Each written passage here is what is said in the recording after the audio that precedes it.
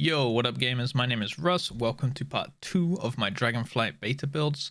Today we're going to be taking a little bit more of a look at single target, more specifically raid builds, a pure single target one, and potentially a light cleave one. And I'll also just kind of mention what I would play if there's ever a council fight with like a sustained 2 or 3 targets as well. So let's jump straight in.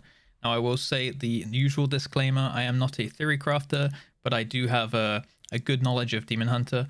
And I just wanted to kind of talk through with a pretty rough structure. This is not planned out or anything. I'm just going to kind of break it down into sections on talents that I think synergize well with each other. And yeah, just kind of talk through what everything does. Apologies if you've already seen my Mythic Plus version of this video. If you haven't, then it'll be linked at the end and down in the description, so you can check that one out when you're finished here. But I will be maybe re-explaining a couple of the talents, although they will kind of synergize and work slightly differently to that Mythic Plus build, a few of them. So I'm actually going to do it the other way around today as well. We're going to go through the Havoc tree first, and then we're going to talk about the base Demon Hunter tree afterwards, because I think that it kind of complements the Havoc tree. I don't want to be in the position where I keep jumping back and forward trying to explain how, oh, later on this is going to make sense and stuff like that. So we're actually going to do it backwards and start with the Havoc tree. So starting right at the top, of course, we're going to jump in with Demon Blades. This will synergize with Fel Blade, and that is mainly because you want to be using your global cooldowns on actual abilities which are doing damage instead of just spamming Demon's Bite. Now you will be gaining Fel Blade back as a generator, which generates a decent amount of fury, 40 fury per cast, and has a chance to reset on every single melee hit, so that's really, really nice. Does a decent bit of damage, and now that Demon's Blade is proccing on every single auto attack, it's actually going to hopefully reset a little bit more than it has in the past. As I said, you're going to be saving your global cooldowns, so now you can use them on kind of spamming death sweeps and blade dances and chaos strikes, annihilations and things like that. Actual abilities that do damage instead of just building up fury. So that's going to be very, very passive. As we'll talk about in a little bit, most of your fury generation is either going to come from that Fel Blade or from actually Fel Rushing, at least on pure single target. So I'll touch quickly on the blade dancing talents. These 3 talents here: First Blood, the same as it's always worked, just hits really, really hard on your main target. Dancing with Fate is just going to buff blade dance and death sweep up even more. And Trail of Ruin is going to mean that everything you hit with the is going to apply a bleed onto that target. So these 3 combined are just going to mean that you're going to be pressing blade dance or death sweep on cooldown as like your top priority, absolute bread and butter. Nice to have that back in the single target rotation, because previously we were punished for using that on single target. And then a quick look at the left hand side here, these 3 talents: Improved Chaos Strike, just going to increase your Chaos Strike or Annihilation damage by 10%. This build is single target, so we're going to be spamming that ability a lot, so if it's buffed by 10%, all good. Fel Rush, just buffing that by another 20% as well. You could, if you're struggling with fury generation, move this talent point into Demonic Appetite, which is going to give your Chaos Strikes a chance to spawn a little blob, little purple blob, one of those shards, soul fragments, and consuming those is now going to give you 30 fury as well. So you'll be getting quite a lot of fury back off your Chaos Strikes. But I personally found that whenever I took this talent on single target, I had way too much fury. I couldn't even spend it all. I didn't even have the globals to actually use it all up, so I was wasting a lot of resources. So I'd rather just take the extra Fel Rush damage in this case, because I'm going to be Fel Rushing a lot due to a couple talents down here, which we'll talk about in a second. Critical Chaos. The chance that Chaos Strike will refund fury is increased by 50% of your critical strike chance.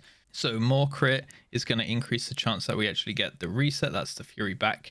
Overall, making Chaos Strikes cost less fury, essentially. This is all good, and it's one of the reasons why we're going to be stacking crit in this build. Chaotic Transformation, not that good of a point, to be honest. You know, you only get use out of it every single time that you cast Metamorphosis. Doesn't work on demonic windows and things like that. So kind of for a point, all you're getting is 1 extra Blade Dance and 1 extra I-Beam every single 3 minutes. It's not really that worth. But we do get access to Looks Can Kill, which is a very nice talent. This one is just going to make your I-Beam guaranteed crit strike. Now, I-Beam does a ton of damage, and we're going to be having I-Beams up more than every 40 seconds with this build, because we are taking Cycle of Hatred down here. So we will be getting I-Beam resets, kind of. I'll talk about Cycle in a second, but I-Beam is going to be coming off cooldown probably roughly every 25 seconds or so. And the fact that it will be guaranteed crits is actually quite a huge deal, which I'll talk about in a second when we get down to a couple of these talents. So Blind Fury works exactly the same as we all know and maybe love. It just gives you a ton of fury back. It's going to fill up your entire fury bar every single time you I-beam. It's also going to increase its duration by 50%, so that's essentially 50% more damage on your I-beam as well, which is actually quite big, especially if we're taking Looks Can Kill. Furious Gaze, after you I-beam, you're going to get 10% haste for 10 seconds. Not a huge deal. Haste isn't that strong of a stat for us, but it's like a mini bloodlust, I guess. Every single time we I-beam, again, we're going to be resetting our I-beam, so it gains a little bit of value now with, you know, all the talents centered around I-beam, especially Cycle. Inner Demons, every time we go into Demonic, so again, every single time we I-beam, because we are running Demonic with this build, every single time we I-beam, a little demon's going to fly out from behind us and crash down, doing a little bit of AoE. Does pretty meh damage on single target, pretty a little bit less meh damage on AoE, but it's just damage is damage. And the main reason we want to go down here is actually to get access to Fodder to the Flame. Now, Fodder to the Flame works exactly the same as the Necrolord ability, Covenant ability did in Shadowlands. It's just going to summon a demon that's going to run towards you, and all you have to do is click the nameplate, throw your glaive at it, and it's going to drop a demon soul. Now, that's quite important because demon souls actually give a ton of damage. 20% increased damage for 15 seconds. So pretty nice. 20% damage to everything for 15 seconds is, you know, essentially that's like almost like a DPS cooldown for some classes. So don't underestimate Fodder to the Flame, it's pretty good. So now we're moving to the part of the tree which has a little bit more synergy, and I'll kind of explain how everything links back into the stuff I've talked about. So initiative is quite a big one. If you played Shadowlands and you played Night Fae at all, and you spec'd into the Soulbind Karain, you'll know a talent called First Strike. Now, this is basically a miniature version of that. Damaging an enemy before they damage you increases your critical strike chance by 12% for 5 seconds. And using Venture Retreat refreshes the potential to activate this on any enemies you're in combat with. So that's the important part of this talent. The first top part of the talent itself is pretty good, especially if you're having consistent ads spawning in and you get to constantly reactivate initiative. It also works with your Fodder to the Flame. So every time that you throw your glaive at the Fodder to the Flame before it gets to you, that demon that's summoned, it's actually going to give you a proc on initiative, so that's an added bonus as well. But the main thing is it's going to put Venture Retreat in your rotation. You're basically going to be using Venture Retreat on cooldown, and that cooldown is even shorter with Tactical Retreat. It also becomes a Fury Generator, so your general combo, which I'll talk about in a minute, is Essence Break with a initiative or Venture Retreat, and you essentially can use Essence Break every other Venture Retreat because it will be on a 20-second cooldown. Essence Break is on a 40-second cooldown. I will loop back around to that when we talk about Essence Break itself in a second. But moving down the tree, we are taking Unbound Chaos. Now, this basically works exactly the same as it does on live. Every single time I use Immolation Aura, the next Fel Rush in 12 seconds will gain a bunch of damage, 400%. I think it's a slight nerf down from 500, but we basically make up for that again with the improved Fel Rush. That's pretty much putting the number back up. And yeah, that one's basically just going to be passively used up because we are playing Momentum. So we're going to be Fel Rushing around anyway. Unbound Chaos is just going to get used up in the process. So you don't really have to think about that one too much. You're just going to have to remember to use Immolation Aura pretty much on cooldown. Other than that, Immolation Aura doesn't do that much damage in single target without taking these talents like Growing Inferno, Burning Wound, and Rage Fire. These are all the ones that are buffing up Immolation Aura. It loses a lot of its value. In Shadowlands, we've been used to it being like our highest value DPS button that we have. That is not the case if we don't have all of this other kind of damage amp on it. So the only real reason we're pressing it is it gives us a tiny bit of fury, but mostly because it procs Unbound Chaos, at least on single target. In dungeons, it's a little bit of a different story.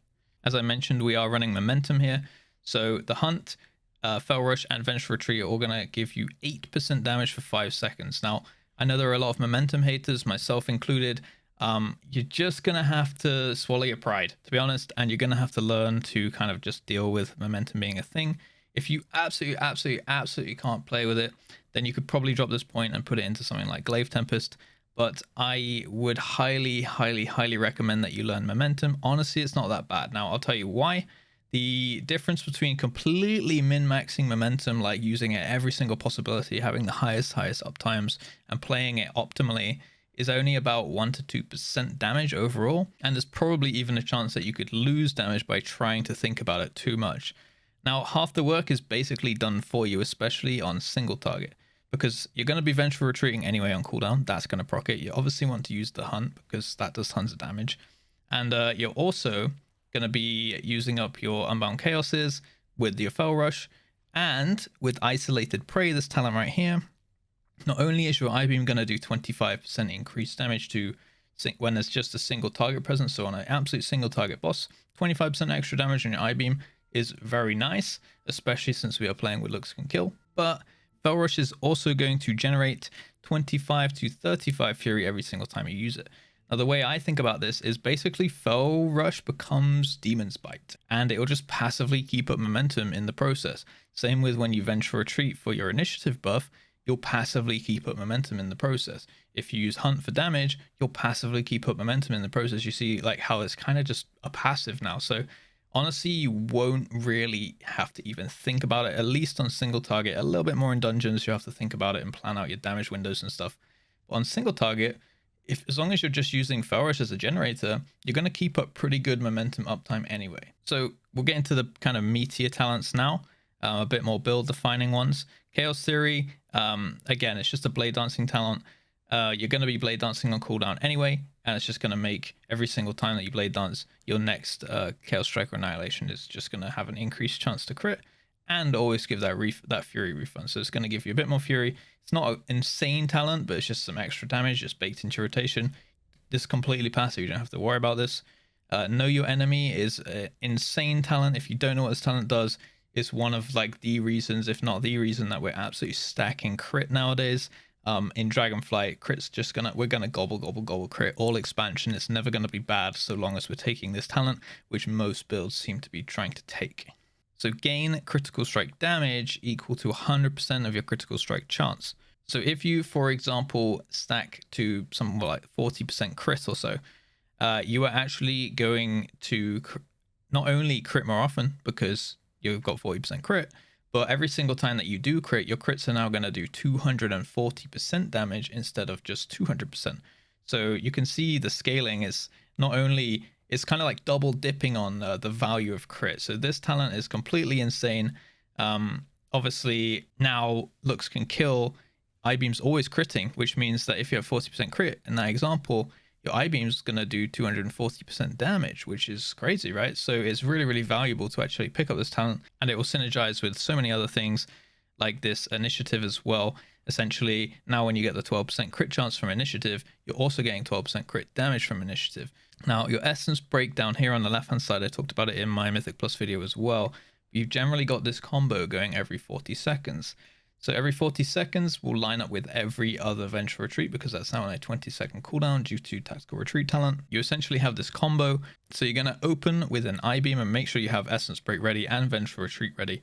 You're going to Vengeful Retreat as soon as you finish casting the I-Beam, and then use Essence Break mid-air. Now you can either turn your camera and Vengeful Retreat through the mobs so that you don't end up as far away, or you can just Vengeful Retreat away and Fel Rush back. But it's very important that during the Vengeful Retreat, you actually use the Essence Break like while you're mid-air and hit the targets that you want to hit with the Essence Break. Now, once you get back to the mobs, you're going to be in demonic form, so you're going to have a Death Sweep ready to go. And you want to Death Sweep, Annihilation, Annihilation. That's like your combo. You get 3 global cooldowns into the Essence Break window, and I checked so far, even if you Vengeful Retreat away and Fel Rush back, you can still just about get those 3 globals with a tiny bit of haste. I have like 9% haste and it was possible. So you could even just Vengeful Retreat away, Essence Break in the Vengeful Retreat, Fel Rush back, Death Sweep, Annihilation, Annihilation. That's like your big combo. So the I-Beam's going to do a bunch of damage. Try and have momentum up for that if you can. And then the Vengeful Retreat is going to proc the initiative. Then you're going to have the 12% increased chance to crit the Essence Break, which does a ton of damage anyway. And then you're going to get back to the target, and then you're going to have that 15% extra crit chance on the Death Sweep and 2 Annihilations, which are all going to hit 80% harder. So really, really strong combo, and you're going to make sure there's one of those things you're going to have to like try and get to line up, and you might have to hold a couple cooldowns to line those things up every now and then. So that's kind of all the left side of the tree. Now we just got a couple talents to go over. Basically just Cycle of Hatred and the rework on that. It works kind of the same, but it's just not RNG anymore. So the way that it used to work in Shadowlands is every single time we get the refund on the Chaos Strike, we would get a proc of Cycle of Hatred, and I think it would reduce I-Beam's cooldown by 4 seconds or 5 seconds. I think it's 4 seconds. Now the Chaos Strike is baked in at 33% chance to refund, and you know, that's just giving us Fury back. The Cycle of Hatred is actually separated from that now. There's nothing about the refund chance. It's actually just straight up every single time that we use an ability, 100% guaranteed it's going to give us a Cycle of Hatred proc. So we can plan much better around it. There's less RNG. So Blade Dance, Chaos Strike, and Glaive Tempest are all going to reduce the cooldown of I-Beam by 1 second each time you use them, which means also that we're not being punished for using Blade Dance or Death Sweep on single target as well. We were kind of encouraged just to spam Chaos Strike to try and reduce our I-Beam cooldown as much as possible. So it kind of fell out the rotation because of this and these 3 talents being so strong. We're definitely going to be Death Sweeping Blade Dancing on cooldown. And we're not even punished even if we did want to take Glaive Tempest. Not that we'd be doing that very often or using it very often if we did, but it is nice that it's still going to contribute to like reducing that I-Beam, which does pretty good single target at really, really good AoE damage as well. So now Shattered Destiny, the duration of your active demon form is extended by 0.1 second per fury spent. So nothing crazy. 8 times 5 is 40, so every single Chaos Strike is essentially going to be giving us 0.5 seconds on our demon form. So nothing absolutely insane, but it is a nice little extra uptime to metamorphoses. It could be the difference of a couple death sweeps compared to blade dances over the course of a fight and things. Especially with demonic, we're going to basically be able to extend this demonic window from 6 seconds every time to probably about 7 or 8. Where you're going to really notice the longer uptimes are going to be in, you know, your actual metamorphosis window. When you use the cooldown of meta, you're going to get a lot more I-beams because of Cycle of Hatred, and therefore a lot more demonic contributing to that meta uptime. And then it's also going to be extended further because you're going to be sitting in that meta for a decent amount of time. So that's where Shattered Destiny really comes into play. So I'm going to try and speedrun the base tree as well now. Sigil of Flame, we take it, but we basically never press it. It's like a last resort button. If you have absolutely nothing else that you can press, then you could press Sigil of Flame. It gives you a little bit of fury. It does absolutely no damage, at least on single target, barely any on AoE. That basically you're just never going to press this unless you're not on the boss, that you have to stand away and you just want to use it from range, or another reason which I'll talk about in a second. But definitely want Blazing Path, 2 charge of Fel Rushes. Obviously amazing for stacking them up, mobility, and just having that freedom to not have to use it on cooldown because it's on a rolling charge system, especially when we're playing with stuff like Momentum. Venture Retreat, you can't spec out of that one. We definitely want the increased maximum fury from Unrestrained Fury. Just going to make the fury bar a little bit bigger so that we have less chance to overcap that fury that we do gain. Increased range on interrupt is just going to be really nice. I don't think anyone wants to go from having a ranged interrupt to not having a ranged interrupt, so that one will feel very clunky if we didn't take it. But the main reason also is we want to get to Fellblade, right? So definitely have to take that one in pretty much all builds, I believe. If you were to take any kind of throw glaives, and you'd want to go down through Imprison and pick up bouncing glaives, but we're not talking about that just yet. I like to have a little bit extra fury when I interrupt stuff, because essentially this is almost an entire Chaos Strike for free. If I do have to interrupt, quite often there are interrupt rotations in raid bosses and things like that, so just nice to have fury when you do have to interrupt. It's off the global cooldown, so it's just free resources. Now I'm just taking Mastery, increases movement speed, and also when I Fel Rush I get movement speed as well. Now I take a lot of kind of meh talents, but there aren't that many good damage increasing talents in the baseline tree for Demon Hunter, to be honest. They're all kind of late game down here, which we're picking up most of the good ones anyway. So we're going to be Fel Rushing so much anyway to generate fury and keep up momentum and use up our Unbound Chaoses. That's like our 3 main reasons to Fel Rush. So while we're doing that, we might as well move a little bit quicker. It's always nice to have. Chaos Nova down here, you don't really need it in raids, to be honest, so you could probably drop out of Unleash Power and off Chaos Nova if you wanted to pick up something else. You could potentially use it to go down here into Purge, so you could drop these talents, go down through Imprison to consume magic to be able to Purge, but unlikely that you're going to be in a raid where someone else can't do the Purge for you, like a Chamois or a Hunter or something like that. So going into the middle of the tree then, Rush of Chaos just reduces the cooldown of your meta by 60 seconds from 4 minutes to 3, 25% cooldown reduction for 1 point. That's absolutely banger point. I don't think there's any build that you won't take this one. Soul Rending, just giving us passive leech, which is just a bit more durability and tankiness. Gonna heal a tiny bit for, well, it's a decent amount, 10% for all damage we do, and even more when we're in meta, which again, we're going to be in quite a lot of the time with Demonic. Infernal Armor, my reasoning behind this one is you're going to be using Immolation or on cooldown to proc your Unbound Chaoses anyway. If the boss is one that does like unavoidable physical damage, having increased armor is just going to be a slight bit of mitigation. I would never plan my Immolation or a usage around having the armor, but it's just a nice little extra thing. If you happen to have your Immolation aura up when some physical damage goes out, then you just take a little bit less damage, which is good. But the main reason is actually to get to the 6% extra HP, because that's again going to make us a little bit more tanky, less chance of us dying or flopping to something we either can avoid or can't avoid. So that's a nice one there. Demonic, most builds are playing Demonic right now.